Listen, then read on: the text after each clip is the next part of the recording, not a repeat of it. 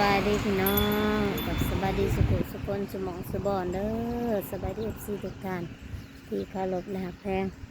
บ่ว่าในประเทศหรือต่างประเทศน้องมันเองก็ยินดีต้อนรับเข้าสู่ช่องของ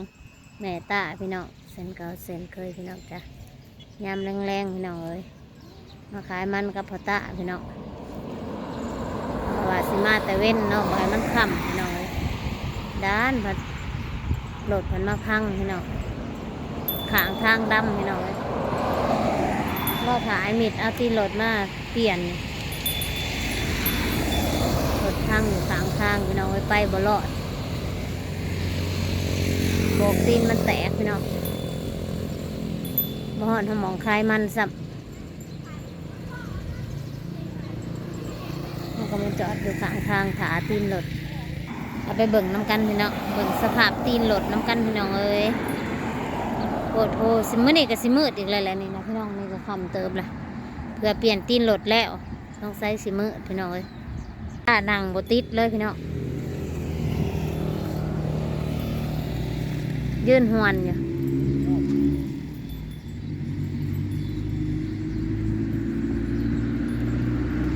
ได้บ่เราถ่ายตีนรถพี่น้องไอ้เม็ดเพื่อเพิ่นสิหันเพื่อเพิ่นสิเอามาโอ้ยค่ำอีกแล้วงานค่ำปื้อๆอีกแล้วพี่น้องเพื่อได้เมื่อเนี่ยโอ้สภาพโบกตีนรถเนาะออกไปคนละทางเลยรถหนักแม่โอ้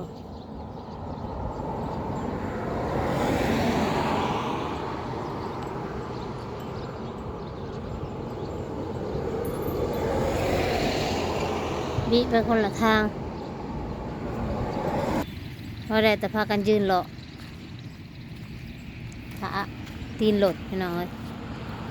กระทางดำรถแลนวุ่นวันตาประจักแนวยืนรอขานั่งบนติดพี่น้องนั่งแกว่ามันขับแล้วหัวหันรถแล้ว5 โมงกว่าเลยพี่น้องเลย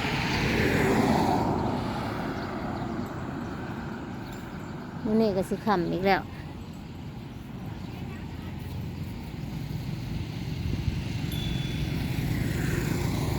เจ้าขี่รถกายทางวุ่นวันจะมาแต่บุญพี่น้องเต็มรถมาแต่บุญโพน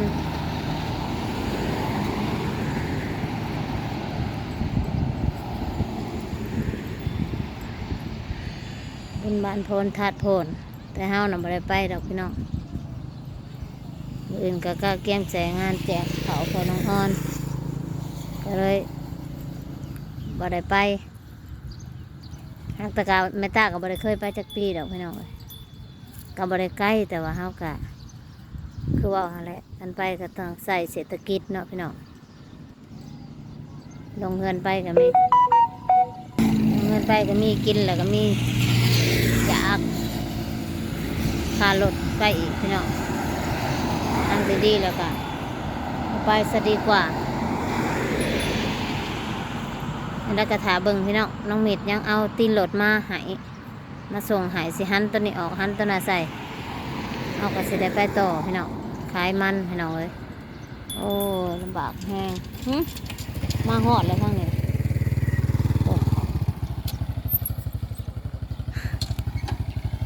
มาหอดแล้ว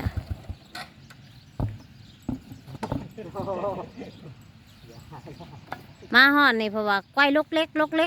เอ้าวะขัดเป็นยังบ้านไอ้มีดเอาไหมเขาเป็นบ่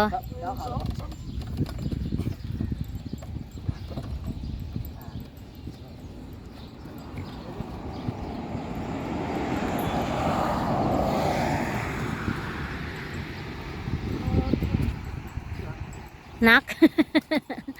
ว่าเธอนักสุดยอดว่าสันว่านักเนี่ยได้มันเศร้ากว่ากระสอบเลย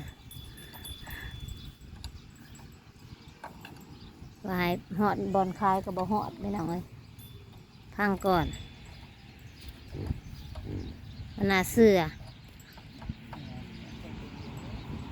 ใ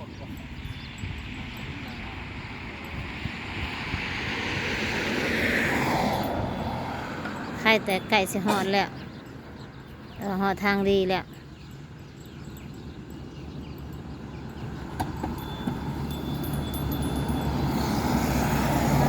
กระโบกบิไปเลย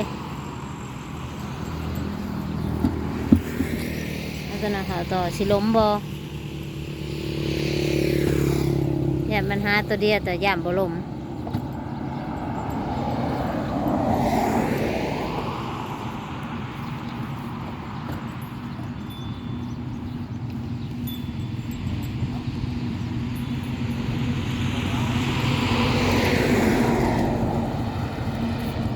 ไหนบ่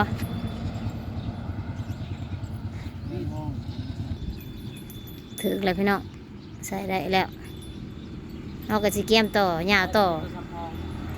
ฮะแม่นท่านบ่มีตัวซ้ำห้องเนี่ยแจ๊บเพราะว่าห้านสอมเขาเจ้าก็ปิดเด้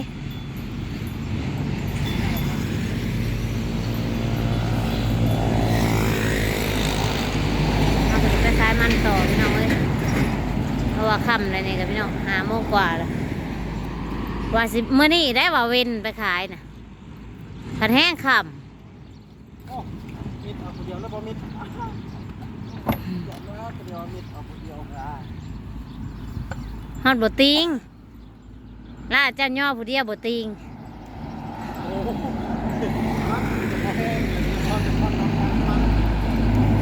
แล้วเลยพี่น้อง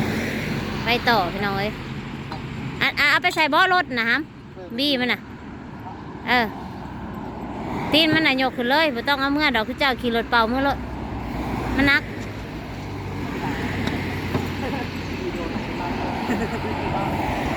เอาพี่น้องไปทำกันพี่น้องบัน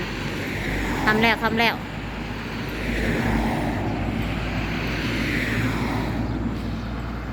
ได้พี่น้องเจอกันอยู่หมองคายมันอีกพี่น้องจ้า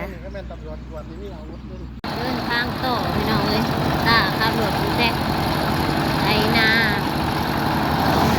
เอาเดินทางคายมันพี่น้องนี่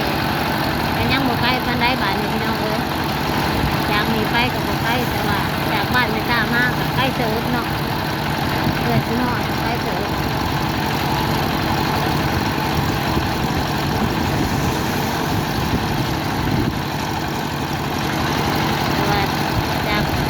ไปบ้านไปบ่อนคลายมันเนี่ยค่ะไปปันไหนพี่น้องแต่ว่ามันจะคว่ำตื่นแล้วเขาก็ว่ามาตะเว้นพี่น้องแต่ว่ารถเขามาพังอยู่แคมทางพักกันนั่งรถติดเลยพักกันย่างเลาะอยู่แล้วถารถ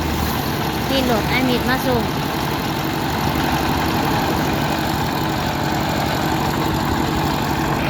หมู่คนไปบุญพี่น้องแต่เฮานะไปขายมันพี่น้องเลย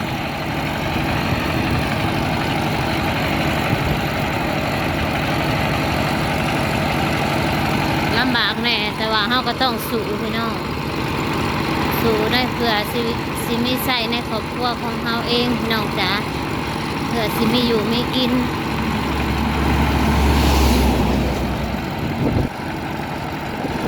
ง่ายพี่น้อง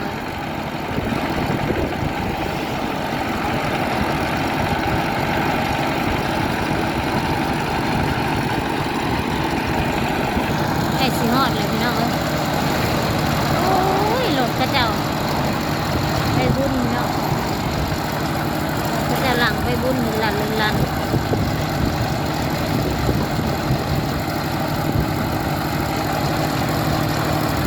ไปสิฮอดหมองเฮาขายมันแล้ว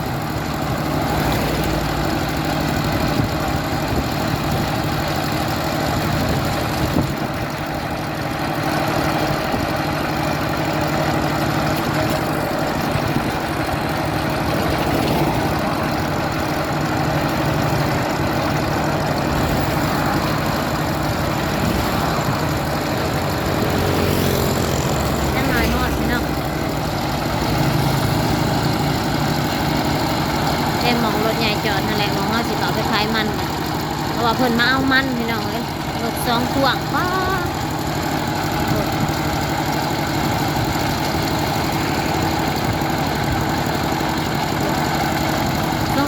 ก่ลงไต่พี่น้อง